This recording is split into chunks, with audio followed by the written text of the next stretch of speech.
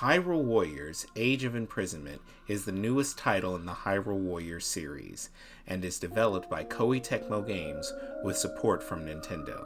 The game features epic battles against hordes of enemies as it tells the untold story of Hyrule's distant past of the imprisoning war that ultimately led to the events of The Legend of Zelda Tears of the Kingdom. Fans of the Legend of Zelda series and players of both The Legend of Zelda Breath of the Wild and The Legend of Zelda Tears of the Kingdom can experience the thrill of battle and this canonical tale featuring Princess Zelda, King Rauru, and other familiar characters. Fight for Hyrule's future when Hyrule Warriors Age of Imprisonment comes to Nintendo Switch 2 this winter. A common discussion surrounding the Hyrule Warriors games has been their acceptance as canon, with some even thinking that the original Hyrule Warriors should be inducted into broader Zelda canonicity. And hey, with a game like Triforce Heroes being canon, can you really blame them? However, the canonicity of Hyrule Warriors Age of Calamity is more hotly contested. As a timeline branch or splintered world from Breath of the Wild, with many deviations in its plot and ending, it is regarded by many as a non-canon entry. This is despite it stemming from the events of the last memory of Breath of the Wild. Now with Age of Imprisonment, the canonicity discussion finally seems to be over, with Nintendo themselves putting out a press statement about the game's story being canonical. But with what we already know about Tears of the Kingdom's imprisoning war, I have to wonder if this is the correct move. Allow me to explain. In Breath of the Wild, we are told of events from 100 years in the past that we never witness. The deaths of the champions, the king, the devastation of Hyrule, Link being taken to the Shrine of Resurrection, and with the exception of seeing Link fall at Fort Hateno, we see virtually none of these most impactful moments from Breath of the Wild's backstory. Enter Age of Calamity. When Hyrule Warriors Age of Calamity was first announced, many saw this as a redemptive moment for Breath of the Wild's story, a chance to see what Breath of the Wild's memories failed to show. And yet, that wasn't what we saw. Age of Calamity deviated into its own story and timeline that ultimately led to Hyrule's victory during the Great Calamity. In both cases, Breath of the Wild and Age of Calamity failed to show us the most tragic moments from the Great Calamity, leaving a sour spot in many people's minds regarding either game's story or even both. Now we arrive at Hyrule Warriors Age of Imprisonment, the canonical tale of what happened during the imprisoning war.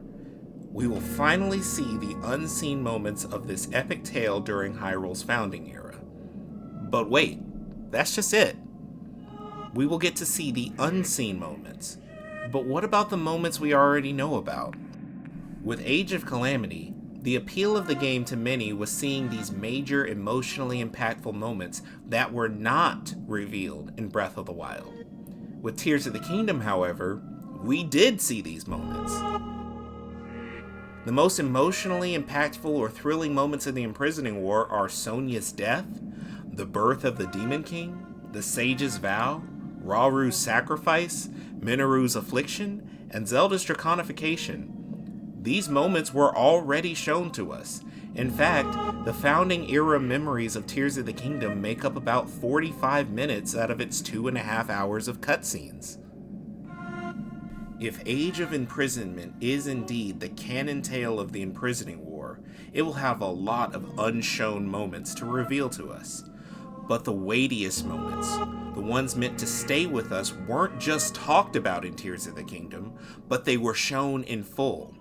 If you're like me, you are probably now wondering how on earth are they going to make this story seem fresh when most of the biggest moments are going to be things that we saw over 2 years ago. And I'm honestly not sure what the answer to this question is. While it will be nice to see more moments from Tears of the Kingdom's past, I cannot expect bigger moments than the ones we already got.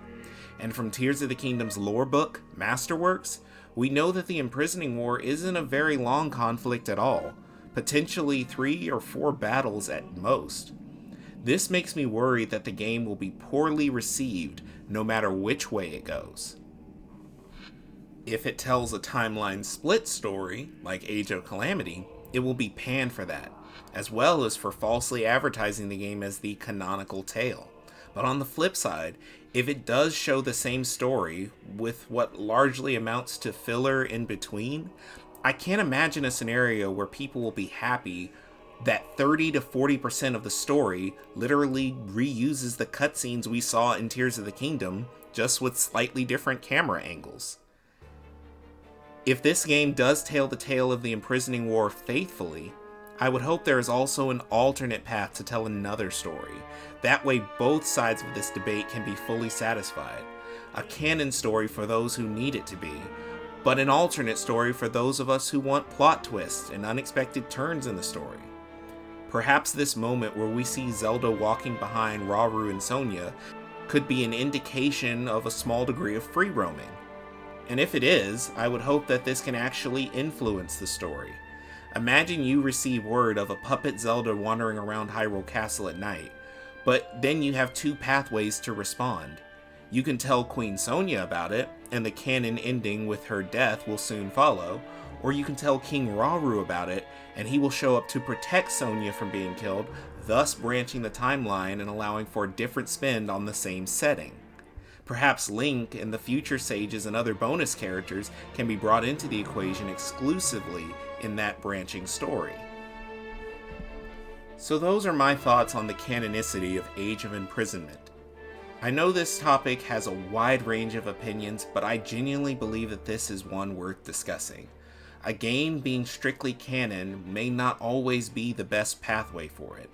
There's also the off chance that this game will still branch into its own path, and Nintendo calling it canonical would just be their way of confirming this game and Age of Calamity are already canon, regardless of timeline splits. Do you have thoughts on Age of Imprisonment's canonicity? If so, I'd love to hear them below. If you'd like to see more Zelda discussions and theory content from me, be sure to like and subscribe. Later, guys.